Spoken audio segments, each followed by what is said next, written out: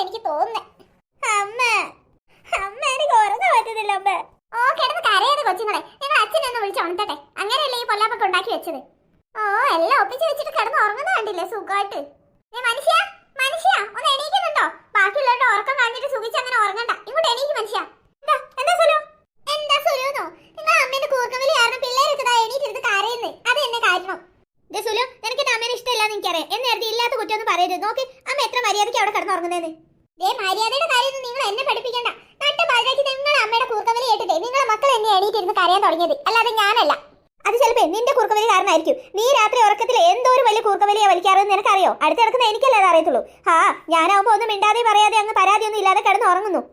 അച്ഛാ അല്ല, അച്ഛമ്മ എന്നെ കൂർക്ക വലിക്കുന്നത് എനിക്ക് ഉറങ്ങാൻ പറ്റുന്നില്ല അച്ഛാ. അതെ അച്ഛാ, അച്ഛമ്മ തന്നെയാ. ഓ നിങ്ങൾക്ക് തോന്നിയതായിരിക്കും പിള്ളേരെ. വേഗം കണ്ണടച്ച് കിടന്നുറങ്ങി വെറുതെ രാത്രി കരയാൻ നിൽക്കല്ലേ. എല്ലാം കൂടെ കിടന്നിട്ട് മനുഷ്യനാണെങ്കിൽ ഇവിടെ ഈ ചെയറിലിരുന്നിട്ട് ഒന്ന് ഉറങ്ങി വന്നത്.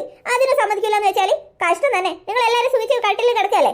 2 റൂം എടുത്തായിരുന്നല്ലോ. നിങ്ങളുടെ അമ്മയും കൂടെ ഇവിടെ കയറി കിടന്നോണ്ടല്ലേ നിങ്ങൾക്ക് കിടക്കാൻ സ്ഥലം ഇല്ലാതിരുന്ന്. അതിന് എന്റെ മെക്കിട്ട് കയറണ്ട. ഓ ഞാനായിട്ട് ആരുടെ മെക്കിട്ട് കയറാൻ വന്നിട്ടില്ല. നീ മര്യാദയ്ക്ക് ഒന്ന് കിടന്ന് ഉറങ്ങു സുലു. ബാക്കിയൊക്കെ നാളെ സംസാരിക്കാം.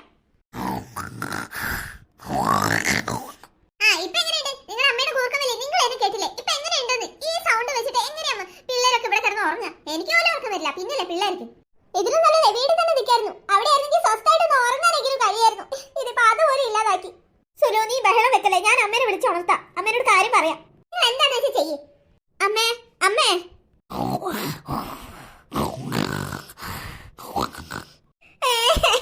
അച്ഛാക്ക് പേടിയാവുന്നേ. അച്ഛമ്മേന്റെ കൂർക്കവിളി കേട്ടിട്ട് പേടിയാവുന്നേ. അയ്യോ മോള് പേടിക്കണ്ട. അച്ഛൻ ഇപ്പൊ തന്നെ അച്ഛമ്മേനെ ഉണർത്താട്ടോ. അച്ഛമ്മ ഉറക്കത്തിലല്ലേ മോളെ, അറിയാതെയാ.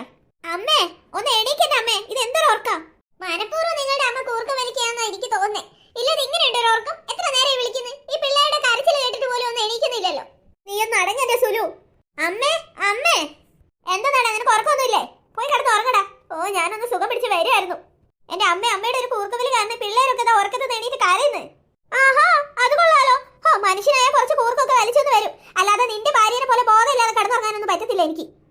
ബോധമില്ലാത്തത് എനിക്കല്ല, എന്നെക്കൂടെ കൂടുതലൊന്നും പറയിപ്പിക്കണ്ട നിങ്ങള്. എന്താണ് നിനക്ക് ഇത്ര പറയാനുള്ളത്? നിനക്ക് ഇവിടെ കിടന്ന് ഉറക്കം വരുന്നില്ലെങ്കിലേ നീ അപ്പുറത്തെ റൂമിൽ പോയി കിടക്കടി. ഇവിടെ കൂട്ടിയിലേക്ക് വിളിച്ചു കൊണ്ടുവന്നാലും പറഞ്ഞാൽ മതിയല്ലോ. കൂട്ടി കാണിക്കാൻ പറ്റിയൊരു മുതല് തന്നെ. അമ്മേ ഓ അമ്മേ കുമ്മേന്ന് വിളിക്കാതെ പോയി കിടന്ന് ഉറങ്ങടാ. അച്ഛാ അമ്മേ കൊച്ച മിണ്ടാതെ കിടന്നുറങ്ങിയോ? ഇല്ല ജനലിൽ കൂടെ താഴേക്ക് വാരി ഇടുങ്ങേ. ഞാൻ എന്റെ പിള്ളേരെയും കൂട്ടി അപ്പുറത്തെ റൂമിൽ പോയി കിടക്കുക. നിങ്ങൾ നിങ്ങളുടെ അമ്മേനെയും കെട്ടിപ്പിടിച്ച് ഇവിടെ കിടന്നു. അയ്യോ സുലു പോയില്ലേ സുലു. അവള് പോകുന്നെങ്കിൽ പോട്ടടാ. വാ പിള്ളേരെ എണീക്ക്. സ്വസ്ഥമായിട്ട് ഉറങ്ങണമെങ്കിലേ അപ്പുറത്ത് പോയി കിടക്കാം. സുലു ഞാൻ പറയുന്ന ഒന്ന് കേൾക്കണ്ടേ സുലു? നിങ്ങളെ കൂടുതലൊന്നും പറയണ്ട, അതായിരിക്കും നിങ്ങൾക്ക് നല്ലത്. നേർക്ക് പിള്ളേരെ. അമ്മ ഉറക്കം വരുന്നു അമ്മേ. ഇങ്ങോട്ട് വേഗം നടക്ക്. സുലു സുലു കുലുന്ന് വിളിക്കാതെ ഇവിടെ വന്ന് കിടന്ന് ഉറങ്ങടാ. ഈശ്വരായി നാളെ രാവിലെ സുലുവിനെ എന്ത് പറഞ്ഞ് സമാധാനിപ്പിക്കും ഞാൻ? ഓ ഇങ്ങനെ ഒരു അച്ചിക്കോന്നനായി പോയല്ലോ എന്റെ മോൻ. നിന്നെയൊക്കെ ആണല്ലോടാ ഞാൻ 10 മാസം വയറ്റിലിട്ട് ചുമന്നിട്ട് നടന്നത്. മിണ്ടാതെ പെട്ടെന്ന് കണ്ണടച്ച് കിടന്ന് ഉറങ്ങാൻ നോക്ക്. ഹായ് ചേച്ചി, എന്ത് ഭംഗിയല്ലേ ഇവിടേക്ക് കാണാൻ. അടിപൊളി സൂപ്പർ റിസോർട്ട് തന്നെ. അതെ അതെ, അച്ഛൻ എന്നാലും നമ്മളെ ഇങ്ങോട്ട് കൊണ്ടുവരാൻ തോന്നിയതേ നമ്മുടെ ഭാഗ്യം. മക്കളെ പാറു പ്രിയേ ഇവിടെ വാ. അയ്യോ അങ്ങോട്ടൊന്നും പോലെ വെള്ളത്തിൽ വീഴും. അയ്യോ ഇല്ല അച്ഛമ്മേ, ഇത് സ്വിമ്മിംഗ് പൂൾ പോലെയാ, അല്ലാതെ ശരിക്കുള്ള കടലൊന്നും അല്ല. അച്ഛമ്മയുടെ ഒരു കാര്യം. രണ്ടിനും എന്റെ കയ്യിൽ നിന്ന് നല്ല അടി കിട്ടും. ഇങ്ങോട്ട് കയറി വന്നോ. ആരോട് ചോദിച്ചിട്ടാ നിങ്ങൾ അങ്ങോട്ടൊക്കെ പോയത്? അതെങ്ങനെയാ? നിങ്ങളുടെ അമ്മ എന്ന് പറഞ്ഞ ഒരുത്തി ഉണ്ടല്ലോ, അവളങ്ങ് അയച്ചു വിട്ടേക്കല്ലേ നിങ്ങളെ. അവക്കാണെങ്കിൽ നോക്കാനും വയ്യ.